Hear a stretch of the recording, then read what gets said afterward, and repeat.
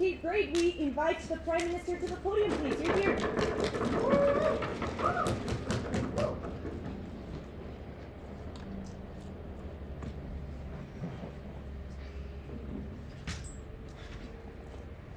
Is everyone ready?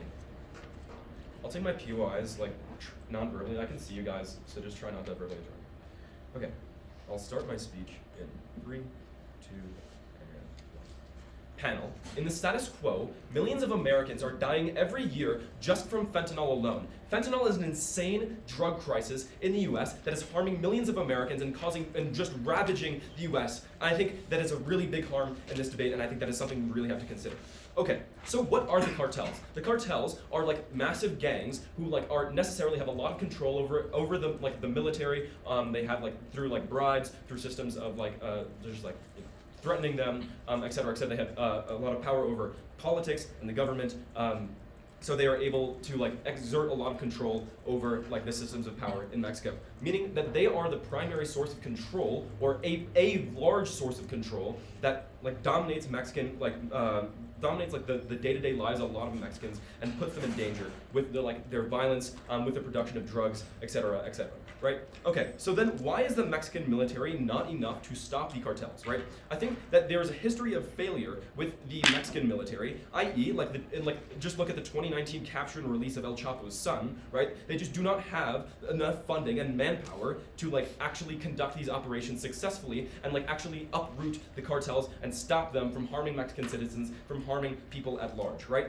Again, like the cartels have exert a large amount of control over the Mexican military because Mexicans are afraid of the cartels, right? They are afraid of them getting cracked back, or the cartels always like threaten like their families, which is why that we see a lot of corrupt police, we see a lot of corrupt military officers, et cetera, et cetera. So why will the American military be better? Why will this be done well, right? I think the American military has just better resources, right? On face, they spend like $700 billion on their military. They have a lot of training. They do a lot of like exercises.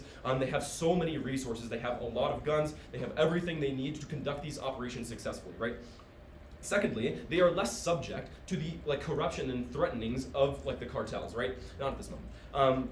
They are less subject to the corruption of the cartels because they exist in America. They're not able to like be threatened in the same way that the Mexican military is. Thirdly, is that it probably will be done in collaboration with the Mexican military. That is to say, in order to like actually conduct military operations in another country, you need the consent of the other country, meaning that you cannot violate that country's sovereignty. That would be counted as an invasion of Mexico if you didn't do it with their consent, meaning that it will probably be done in collaboration with the Mexican military, i.e. you will have their like information on like where the cartels are, what they are doing, where their like hotspots are, and what is the best way to strike, i.e. they have the knowledge that they need to conduct these strikes successfully.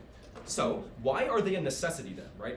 Again, as I framed to you at the top of my speech, there's a massive drug crisis, right? In the status quo, the Chinese triad, which is another form of gangs, are collaborating with the cartels and making them necessarily more powerful. They are allowing the cartels to money launder. They are allowing them to make more money, increasing their power, increasing their political capital, increasing their monetary capital, making them access more guns, more weapons, and increasing the flow of violence, increasing the flow of drugs across the border. The Chinese triad is also helping the Mexican cartels move the drugs across the border and move, which is why we see such a large influx of drugs across the border through like submarines, etc. It's not always just like people crossing the border, which is a stereotype and is not true. It is primarily through like things like submarines, etc., etc. Which requires a lot of funding, which means that like as the cartels get more powerful, as they get more monetary policy, as they become more powerful in the status quo, because they will continue to be more powerful as like the drug crisis continues to be successful and as the Chinese triad continues to collaborate them. Also, the motion tells us that we need to consider the best interest of the U.S. So what do we mean by this? We think that the U.S. citizens is who we are primarily concerned about, i.e. when we were talking about the interest of the U.S., it is people and the government, i.e. the U.S. as the whole, right? So we think that it is probably in the best interest of the U.S. as a whole to like conduct these operations, to solve the drug crisis, to stop people from dying, etc., etc. Before I move on, I'll take those. So how is this cooperation possible if the military has a symbiotic relationship with these cartels?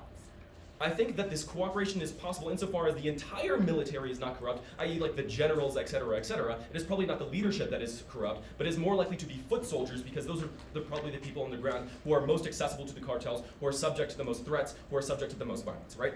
Okay, so in our worst case, where the US military is completely ineffective, I think we still get a lot of benefits on our side, right? We get the intimidation factor, right? The cartels can fight the Mexican military, right? We see this in like the 2019 capture of like El Chapo's son again, where they were forced to release him because of like the threat of violence, because the cartels started cracking back. But they are extremely afraid of the US. Why is this true? The US is extremely powerful. They have a lot of money. They cannot fight the US military on face, just comparatively resources. The US military has so much training. They have so much more resources. They are able to like conduct these operations in a much more effective way.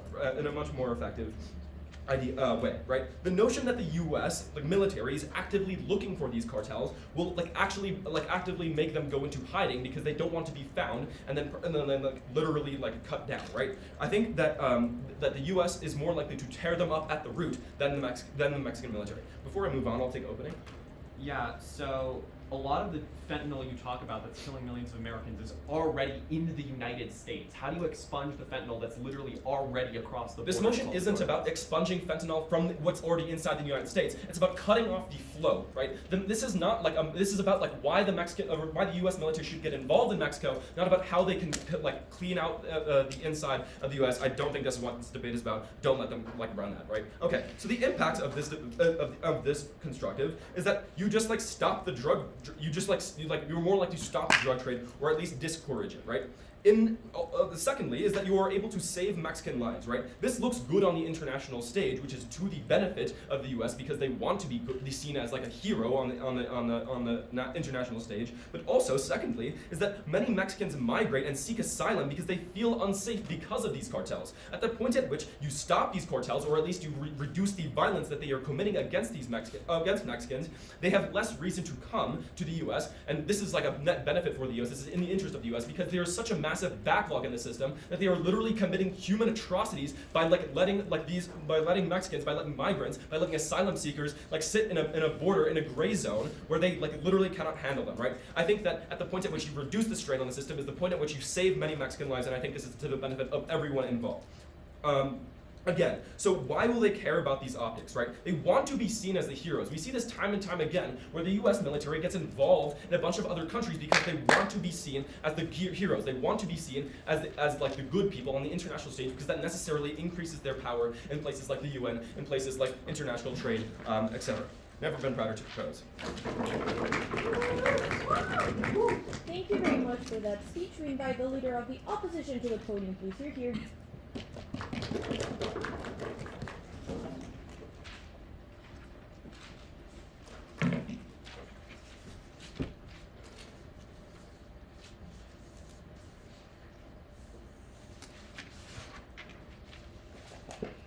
Oh yeah, just raise hands for PI. I defer to closing.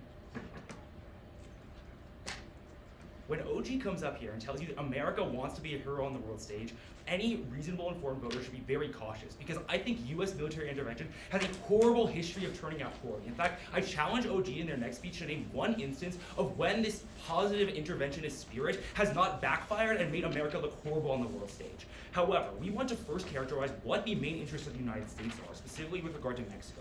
One, we think that the United States wants to control the movement of things like drugs and people across the Mexican-US border. We think it is politically fraught on both sides because immigration is beneficial to the United States economy. However, it's optically bad for certain political parties. This creates a complex nexus where you have like both parties broadly supporting reform to the immigration system, but it has been very unclear what this form takes. I'll get more into that in our second constructive. But the majority thing that we want to argue here is that the U.S. has a vested interest in protecting human rights and maintaining their status as a liberal leader of the international order that they have maintained since World War II.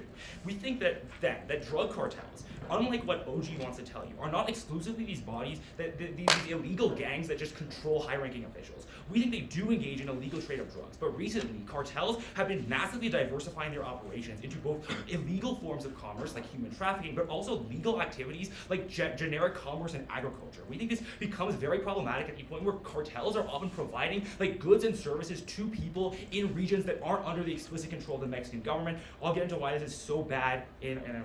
Okay. But why do we think that the United States is uniquely likely to act very poorly through its military intervention?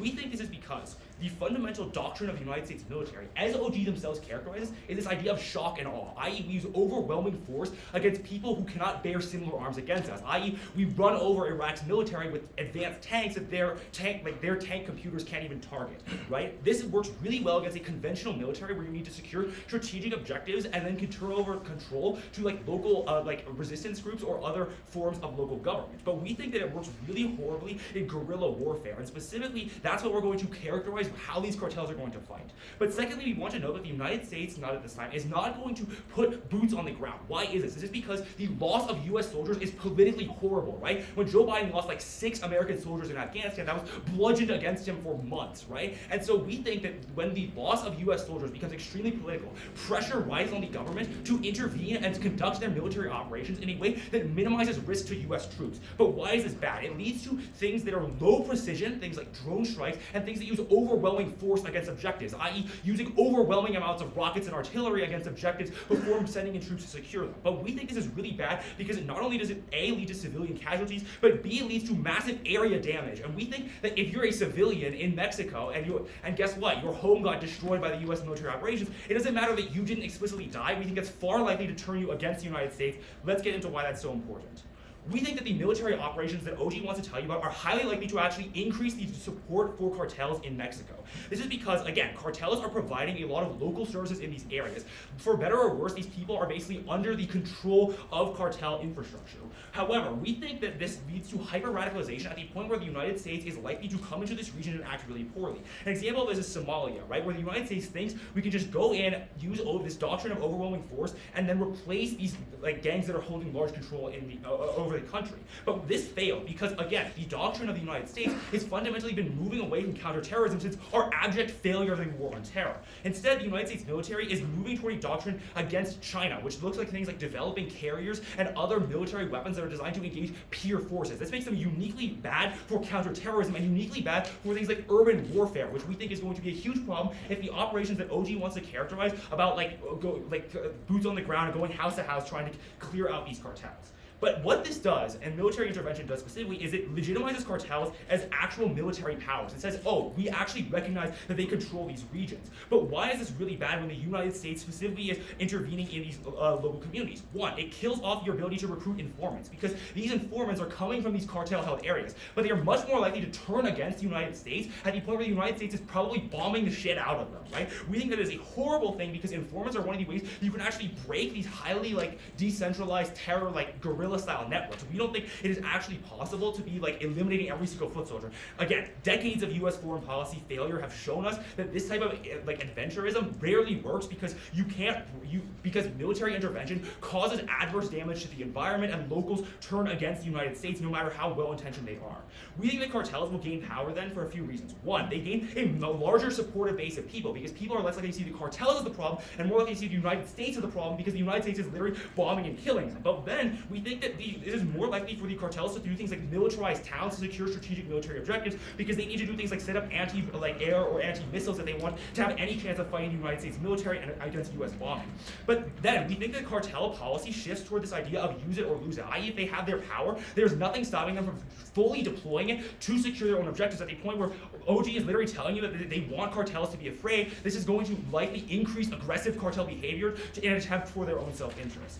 Then we also think this is really bad because it turns away cartel activity from legitimate commerce like agriculture that they have been branching into things like drug trafficking because the drug trafficking infrastructure is likely harder to destroy than things like commerce or agriculture where you can just bomb the fields pretty easily. Okay, then, what is the likely counterfactual? We think the counterfactual is likely a combination of Mexican federal police and the military operating with things like United States intelligence, right? I think the OG does themselves a disservice at the point where they're not able to recognize that military operations don't involve things like giving intelligence to allies. This looks like things like using our vast cyber warfare capabilities to assist the Mexican government. It also looks things like giving advisors in counterterrorism or giving things like military aid.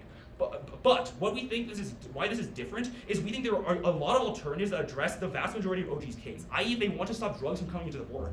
OG never really tells you why you can't do things like increase militarization of the border, right? We think there are other alternatives that don't involve going into Mexico specifically, because going into Mexico has horrible implications for both, one, the cartel base of support, because that likely expands on their side of the house, but secondly, we think that it actually harms U.S. prestige on the international stage, because intervention has produced horrible outcomes almost everywhere it has been tried. We don't think that they can gain access to their impacts about things like less migration, because we think conflict is only likely to exacerbate the desire to migrate to the United States, i.e. they tell you that people are just going to be happier staying in war zones where the United States is fighting cartels with overwhelming force. We think that's unlikely. People will likely try and flee that, which again turns their impact on migration. But then again, on this idea that we're able to intimidate cartels and work with the Mexican government, we think that's very poor at the point where it's going to increase cartel aggression, make cartels much more less risk averse to targeting civilians, and ultimately increase their power base, because the United States is the bad guy, not the cartels. Thank you.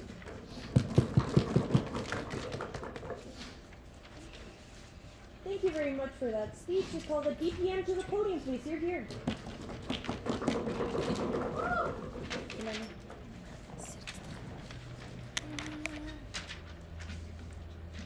One second while they step down.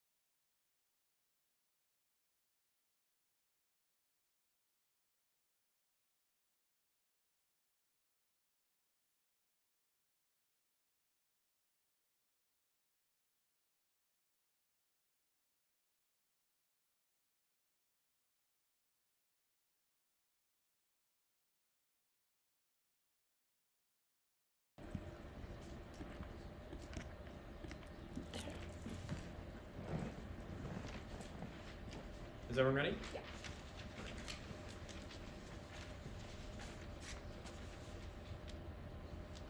The American drug crisis is not about crime, it is about public health. By shifting the burden towards attacking cartels instead of addressing the actual root cause, which was the opioid crisis, they massively A, divert political will away from solving the crisis, and B, make the lives of millions of Mexicans vastly worse. I'm going to start with some refutation to OG's case, beginning at the top level of this idea that there's any sort of solvency on the drug crisis, which is their main impact. Number one, fentanyl is already largely in the United States thanks to A, manufacturers of mass cheap opioids, B, things like the Chinese triad who can just fund local domestic gangs and get drugs into the border that way. They don't have to go through Mexico per their own analysis. C, the fact that the supply of fentanyl is likely such that even if the US military stayed for years in Mexico, there's still likely already enough excess stores within the domestic United States so that the suppliers can consistently distribute for a long period of time, meaning at that point the benefit is likely incredibly marginal. But D, the fact that even if at their best case you take out the existing cartels, nothing is to stop those cartels from immediately reappearing again insofar as the underlying incentives, i.e. a population who is addicted to prescription opioids and likely to demand fentanyl, still exist within the United States. That means even if at their very, very best case you just completely surgically remove these cartels from Mexico, they're just going to be back because you have not addressed the underlying demand. I'm going to be charitable on our side of the house and say, like, look, obviously we don't get to just fiat there's some massive public health intervention on drugs, but I do think we get some amount of greater political capital to do so, at the point at which instead of intervening militarily, we acknowledge the actual root cause of the drug crisis, and we start helping our own American citizens instead of letting politicians scapegoat Mexican cartels for a problem that they themselves caused through pharmaceutical companies. Moving on then to the next parts of OG's case. I want to directly clash with this idea that the United States military is going to do this in a good way. They give three broad reasons. Firstly, on better resources. This is contingent on these resources being deployed in an efficacious fashion, but secondly, not all resources are the same, i.e. a tank may in some sense be a better resource than a boot on the ground, but I don't think a tank is going to be very useful in this situation unless you just want to massacre civilians en masse. Secondly, as far as being less subject to corruption, they literally say they're cooperating with the Mexican military. The boots on the ground are likely to be just as susceptible to corruption on their side of the house. I think this is largely symmetric to both cases. But thirdly and finally, as far as collaboration with Mexico, there's A, not likely to be this collaboration insofar as AMLO has literally said that US boots on the ground would be perceived as an act of war, but B, even if they get some degree of fiat to assume AMLO lets them intervene, I think that is highly unlikely to trickle down to the military leaders themselves. They're highly unlikely to want to collaborate with the US insofar as they view it as a violation of Mexican sovereignty. The collaboration is likely to be incredibly poor on their side of the house. Why do we get better collaboration? The thing I want to note here is firstly, intelligence agencies aren't military operations. I think intelligence sharing is the far better mechanism that we're able to accomplish things like cyber warfare or things like spying through automated drones or satellites that we can help coordinate with the Mexican military. But secondly, we also are able to use things like the FBI through informants that we were only able to get on our side of the house, and the cartels do not view this as an existential threat to their existence. Finally, on their argument about the Chinese triad, I already explained why they can already fund American gangs or have other ways of getting fentanyl in, but as far as their argument about intimidating militants doesn't work because they view it as an existential threat to their security. If I'm literally sending boots on the ground and fucking drone striking you, I'm not going to want to suddenly just pull up in a cave. I'm going to do everything I can to ensure I don't fucking die, which means I'm going to be as aggressive as possible to double down and triple down on maximizing my immediate short-term profit, because at this point it's a use it or lose it scenario. Either I use my power now or I lose it forever. That means that intimidation is more likely to cause backlash than acquiescence. But lastly, they never answer our argument about the pivot that these cartels are undergoing. In the status quo, they're funding agriculture and they're pivoting into legitimate business ventures. Whether or not these cartels are wholly beneficent actors, it's undeniable that this is probably better than fentanyl. But they encourage them to pivot all the way back to fentanyl, to the point where it's easier to destroy legitimate business interests, i.e. by just bombing fields, as opposed to maintaining these business interests. Instead, they pivot to fentanyl more on their side of the debate. Where are we winning then clearly? One, we explain why the US military is a uniquely bad actor in this case for three reasons. A, we're currently undergoing a pivot to great power competition, which means that in the status quo, we are increasingly more focused on deterring adversarial militaries, i.e. Russia and China, instead of counter-terror operations. Do you seem to disagree?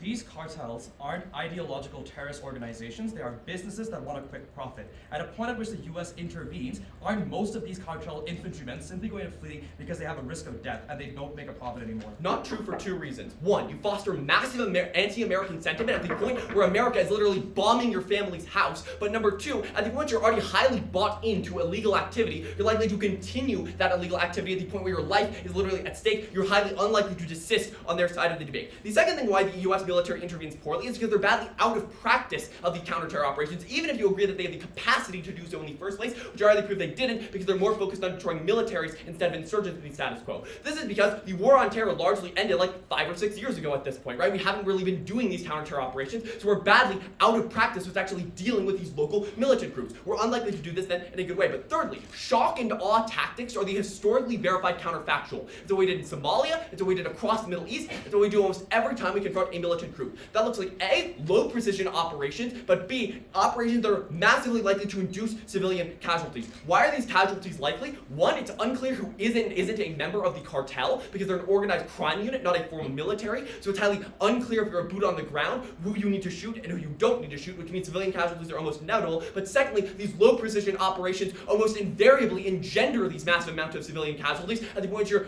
drone striking someone's house that is almost certainly going to cause collateral damage. This answers all their arguments about international law because they just say, well guys, international law totally works. Like A, it has never ever worked in any US intervention. The US largely just blows shit up and consequences be damned. But secondly, these low precision weapons are just structurally likely to engender these casualties. What does this lead to? One, hyper-radicalization of these cartel groups. Number two, a massive flood of refugees across the border. This is because when you're literally conducting military operations and you turn it into an active war zone, people have to flee for their homes. The safest place, given these cartels are already likely to be near the Mexican or the American border, because they have to smuggle in the drugs somehow, is to flee across the Mexican border. That means the refugee crisis gets orders of magnitude worse on their side of the house when you turn this area into an active war zone instead of being able to conduct anti-criminal operations. When the floods of refugees come, A, they already agree that this is principally against the US's interest, but B, it is likely to overload the already strained US immigration system massively.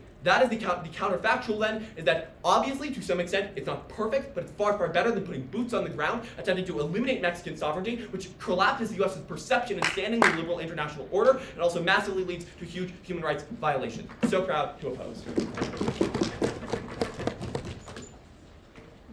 Thank you very much for that speech. We invite the member of government to open the closing houses. You're here.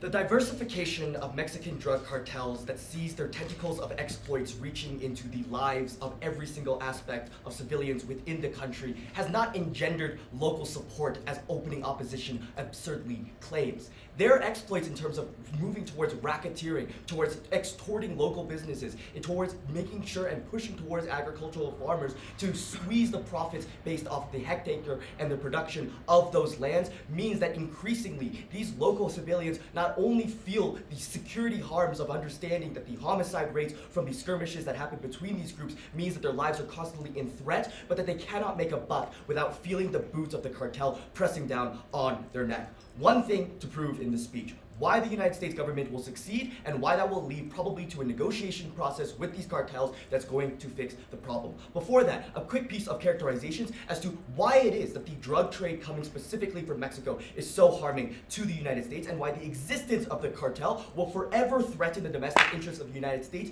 even beyond the current context of just fentanyl specifically. So I think this argument about the existing supply of fentanyl is absurd, given that we want to talk about a long-term solution to the drug problem in the United States. The first is that you undermine the domestic war on drugs, given that there is the balloon effect in which no matter how much of the supply of drugs within America you decide to control, no matter how much you regulate pharmaceutical companies, no matter how much you crack down on local suppliers, it does not matter if the flow of drugs coming in across the border is that of a mighty ocean. Given that Mexico is the most proximate border and the poorest connection between the countries is thousands of miles long, the daily continuous flow means that the quantity of shipments that have can be ginormous enormous in the fact that you have tons and tons loading in from trucks, as opposed to when it comes from China, and you can only make occasional and infrequent shipments in the forms of small portions of huge cargo ships, despite the fact that on their side of the house, what they can just do is drive across an area without a fence, without any security. That supply side push then is really terrible in exacerbating the demand of drugs that they think is the root cause, at the point in which stronger and stronger versions of opioids in the form of fentanyl and more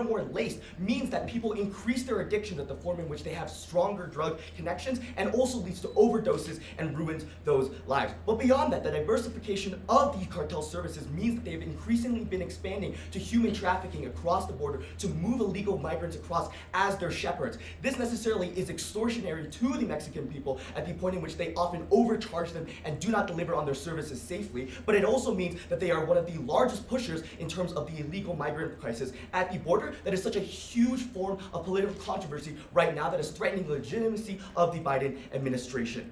First of all, why is the United States government going to succeed? And the first thing I want to note here is about counterinsurgency. Now, if we believe opening opposition to say that civilian support is so essential to the success of these military operations, we think that it is completely rational to believe that the United States would take that into account when planning out these military actions. Clearly, this power that has had decades and decades of experience with military interventions necessarily are not just going to blindly follow whatever precedent has previously been set, but also the long history of counterinsurgency in American policy in terms of clearing, securing, and holding land that is held by non-state groups is something that they have incredible amounts of experience in. And importantly, in Afghanistan, for example, when in 2001 the immediate aftermath of American intervention pushed out the remaining Taliban forces in under 2 months and forced them to negotiate with the government, that for initial period of counterinsurgency was incredibly effective, exactly because the United States combined a targeted force in the forms of boots on the ground, such as Navy SEAL members, which necessarily doesn't have to be like entire fucking cohorts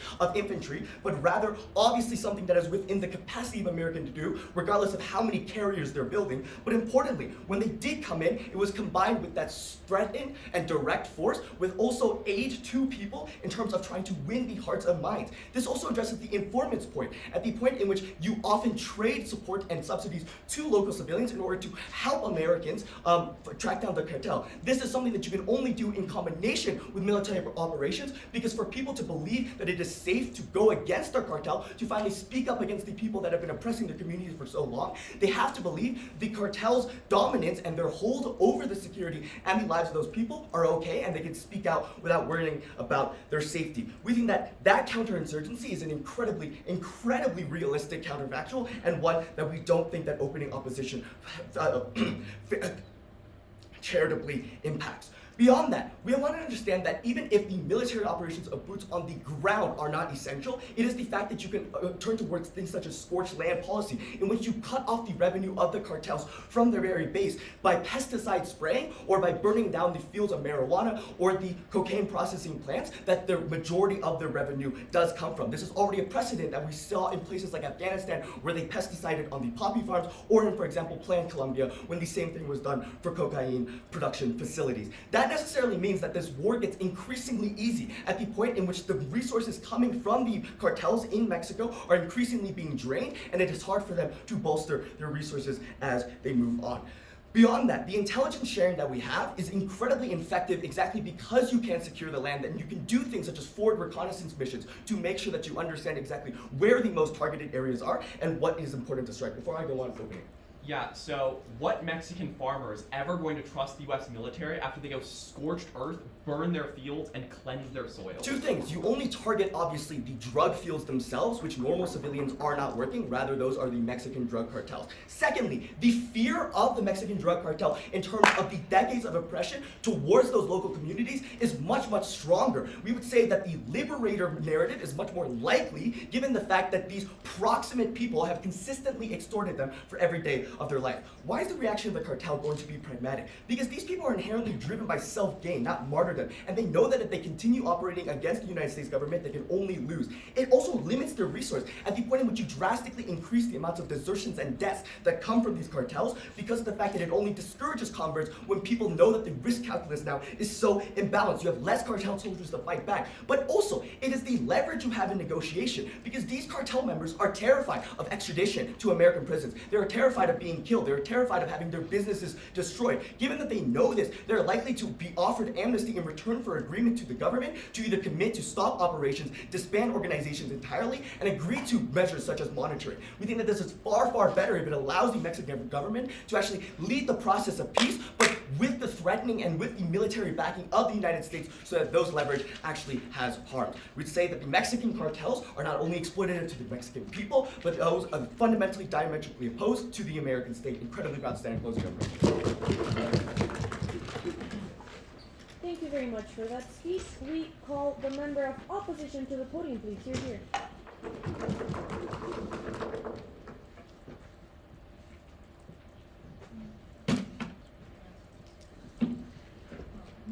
Is everyone ready?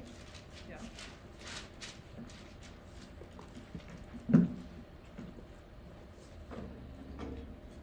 So I'm going to talk about how essentially, if you continue operations indefinitely and you create a war zone essentially, Mexico's not going to become self-sufficient. They're going to become perpetually reliant on you indefinitely. Okay, I'm going to take God at their best and engage with the idea that the U.S. will, pull out all the stops, use all that Lockheed Martin, Boeing money, and try their best at actually intervening in the cartels. I think it's unlikely for a few reasons the Mexicans are going to cooperate. 3. First of all, there's lack of incentives for Mexican governments. What does this look like? A, I think there's a really, really big power struggle, right? Because ultimately, because they've, fought against these cartels and, unsuccessfully for decades and decades, they're seeing their actions as ultimately futile, right? I think OG says, oh no, but this corruption only happens on the foot soldiers on the ground.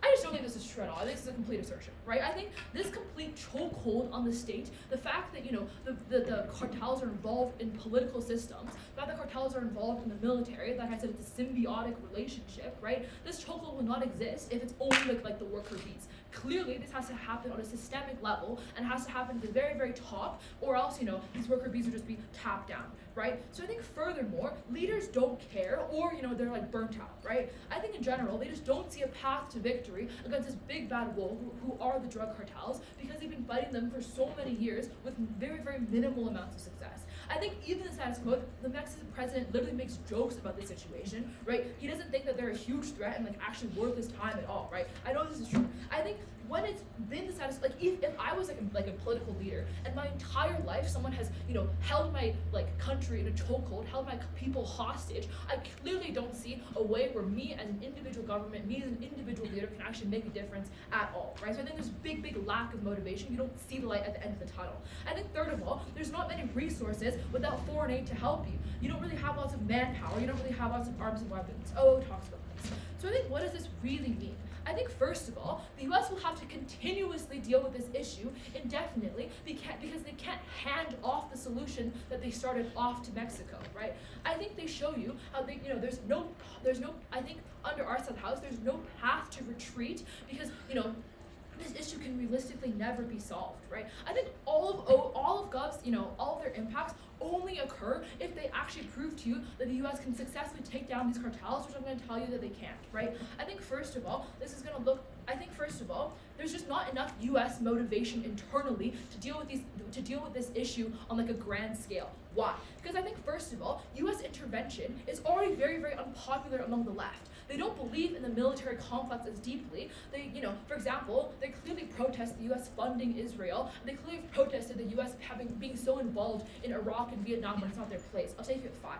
Secondly, U.S. interventionism is, in a non-direct way, a non-overt way, is unpopular among the right, right? I think a lot of right-wing politicians are very selfish. They want to keep these tax dollars, keep these soldiers to themselves, and actually deploy them when, someone is actually attacking the U.S. or their interests are, being attacked in a very overt manner. I just think that a lot of times, these people don't believe that, we should help nations in need. I think a lot of times, U.S. right-wingers don't even want to fund Ukraine anymore because they don't see the trickle-down harms of Putin ruling over Europe, and they're very divorced from the issue, and the U.S. is, skin in the game. I think most citizens don't see this, the drug issue within the U.S. as necessarily Mexico's fault. They see it as an addict's fault. They see it as, Biden's fault. They see it as, a poor person's fault for actually consuming and buying in the first place. This means that there's unlikely to be an actual, really deep obligation and deep incentives for the government to actually do any of this stuff in the first place when it's so unpopular domestically. I think what this creates is a lot of internal friction. This creates a lot of polarization, disagreements with the government's actions, and dislike for the U.S. for making this decision in the first place. So what does this mean? I think how will the cartels react? OO says, demand will just make them magically pop up again. I think I broadly agree with this, but they don't actually prove why. I'll take you at 5. This is against the interests of the U.S. and the big trade-off and then the U.S. losses. I don't think they actually prove the implications of what this actually occurs in the U.S. in the long term. I think secondly, another mechanism of how they're going to pop up again is just because they want power. They want to reassert their dominance once the U.S. maybe leaves or they alleviate some sort of pressure they're pushing on these cartels. But I think ultimately, under their side of the house, the U.S. has already committed, right? They've already said, okay, we're going to use these resources. They've made, these public announcements. Biden has stood, or whatever president has stood at the front on a podium like this and talked to the press about it. I think ultimately, they can't just half-ass it. They have to provide Mexico with resources and manpower indefinitely. They're bound to them because they've made this promise in the first place, and it looks shitty if they just start and then stop, right? We all remember how it looked on Biden when he pulled out of Afghanistan, and suddenly the Taliban took over right away. I think secondly of all, this just makes Mexican dependent on them. I think ultimately Mexico can't fill these goals because the soldiers ultimately have a lack of cohesion or motivation when others do things for you and you get used to it. This happened in Iraq. I think when the U.S. pulls out and the big bad wolf isn't there anymore, ultimately you're going to see really, really powerful figures snake in. Yeah, open it. If the Mexican president doesn't see the light at the end of the tunnel because of constant failures, wouldn't you look for another solution if the problem is really that deep-rooted? Sure, but why haven't they already done so if they're just going to magically look for another solution? Why hasn't this already happened in the status quo? Okay, so I think ultimately we change this because we tell you that, that it's other comparatives and alternatives are better. It's better for you to deal with it within the U.S., create things like maybe safe injection sites, legalizations, wet houses, deal with this, as always says, public health issues. And I think you can deal with it in a less interventionist way. You don't have to use all of your fucking Lockheed Martin money. You can maybe just do it to a slight extent, maybe tackle some issues here and there as they come up, not as a systemic top-down level. I think also do things like border control. Okay, what are the impacts of this point then? I tell you that this one decision ties the U.S. down indefinitely. I prove to you that everything that OO says is perpetual. They just say, oh, they're going to pop up again. We don't actually talk to you about the implications long-term on the U.S. politically, economically, and stuff like this. I think the implications then are huge money, people, resource trade-offs, taxpayer dollars that ultimately the U.S. population is going to be unwilling to give if the U.S. is bound to Mexico for another 50 years. I think ultimately the U.S. is bound to this narrative and they can't change it and exercise agency 50 years down the line because they're burdened to be the global leader. I think I beat OO when I actually talk about long-term harms because I don't run that, the U.S. is going to be pressured by the sudden backlash in Mexico. I tell you, the U.S. is going to get backlash internally, which is going to create a lot of internal friction. Very proud to oppose. Thank you very much for that speech. We call the government whip, and just give us a second while we stop the transmission.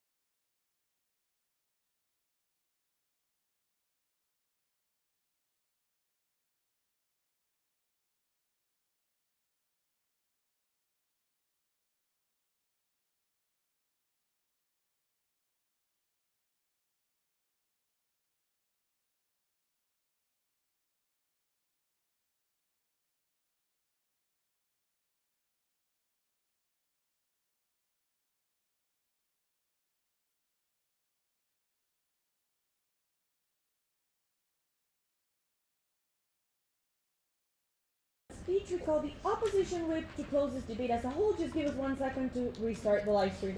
It's done. It's done? Done. Yay.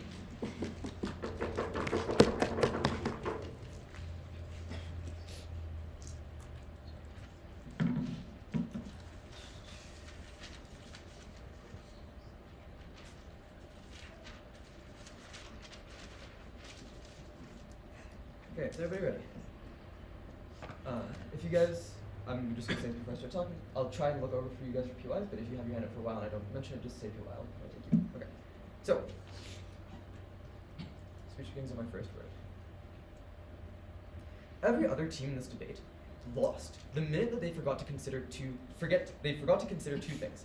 Firstly, the long-term impacts of this motion, and secondly, the costs associated with this intervention. Because we are the unique team that brings you these two ideas, we clearly win this debate over everybody else. So, what does my partner bring you? The first thing my partner brings you is a better mechanization and characterization of why this intervention is so likely to fail.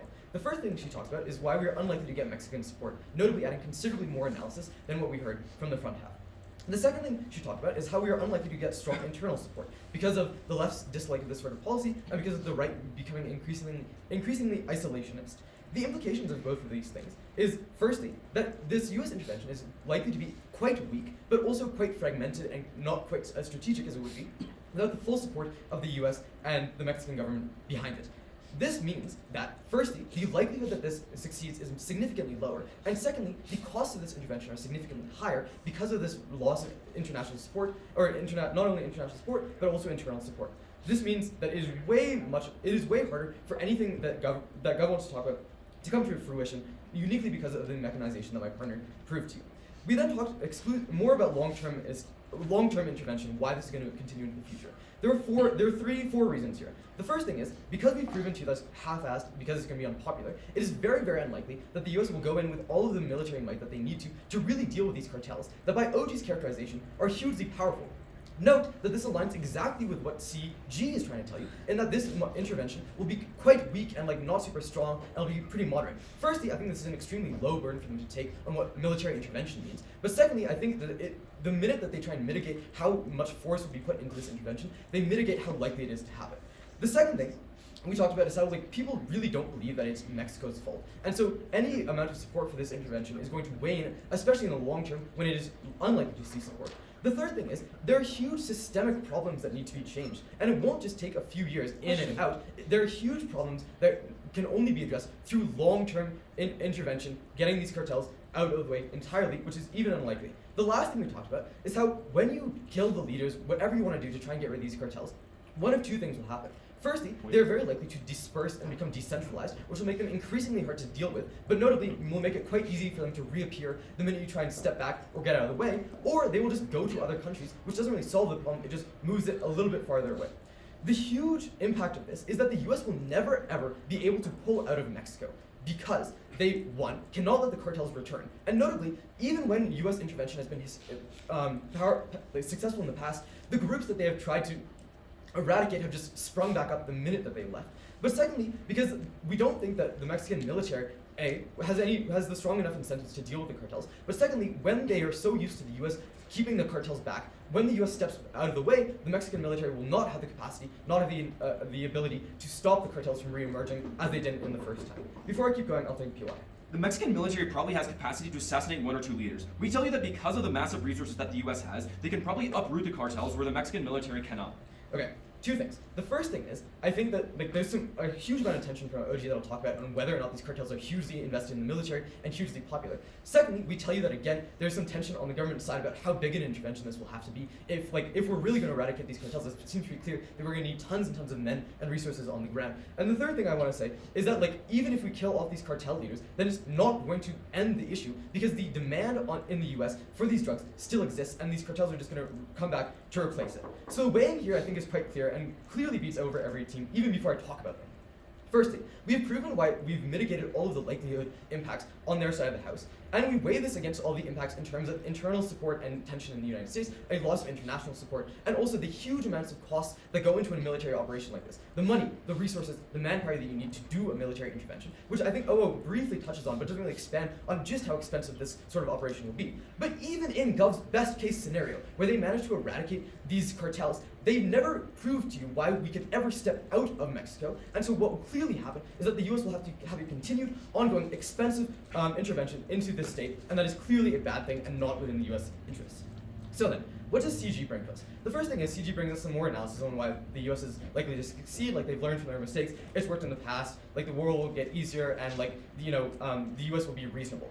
Firstly, I tell you again, this is a quite low burden for what military intervention looks like. But even if you don't think that's the case, we think that, like, firstly, because empirically it's not true that this has been the case. Secondly, my partner provided many more structural mechanizations for why the specific conflict will not have that happen. But fourthly, even in the cases where the US has won, and even if you think it's likely here, the minute the US stepped back out of the way, all of these groups re-emerged and took back control, and nothing was ever fixed. The other two things they talked about were firstly, how these cartels are profit motivated. No, thank you. So firstly, I think there's a profit motivation proves an equal motivation to rebuild. I also think it's quite assertive. I do think that the cartels have some strong ideological problems. Then they talk about how we can negotiate with the cartels. But if we can negotiate with the cartels and they're so profit driven as they would say, then why can't one of our counterfactuals just be like buying them out or trying to negotiate with them before putting this huge military intervention into the way? I don't think CG stands in this round. Then what does OG talk about?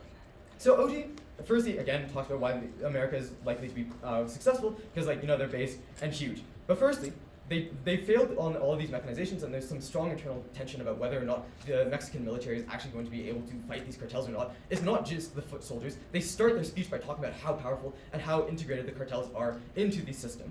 But secondly, they talk about we want to cut off the flow of these drugs, but they fail to recognize all the valid counterfactuals that equally cut off this flow, like things like border control in the US, or problems that cut off demand side issues, like treating like a public health system, which don't incur any of the risks and costs associated with their policy, like international recourse, internal fragmentation, and the huge costs associated with war. Fundamentally, OG is not very long-termist, and they don't weigh the immense cost of the US likelihood of success.